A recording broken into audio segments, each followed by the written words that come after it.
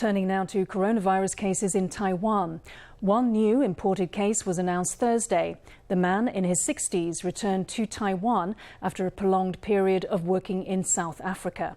He shared a car to the South African airport with two fellow passengers who subsequently tested positive in Taiwan.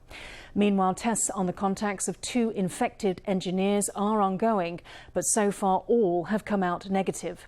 Calls for universal border testing are growing, but leading expert Dr. Li Bingying says the policy would be costly and ineffective.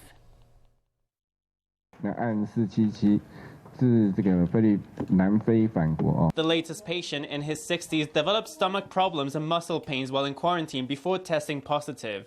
He flew back to Taiwan on July 25th on the same plane as patients number 460 and 461.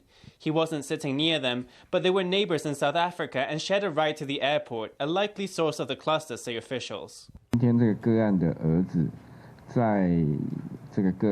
On that day, the patient's son drove the three patients to the airport in one car. The ride took about 40 minutes. It's not certain whether he wore a mask in the vehicle. Tests continue on the contacts of foreign national engineers who are believed to have caught COVID-19 in Taiwan. All 462 contacts of the Belgian patient have tested negative, but 77 contacts of the Japanese individual are still to get the all clear. Meanwhile, a Taiwanese woman in her 50s has tested positive in Hong Kong. She was declared negative on entry on July 27th and flouted quarantine rules before a second test on August 2nd showed she had the virus.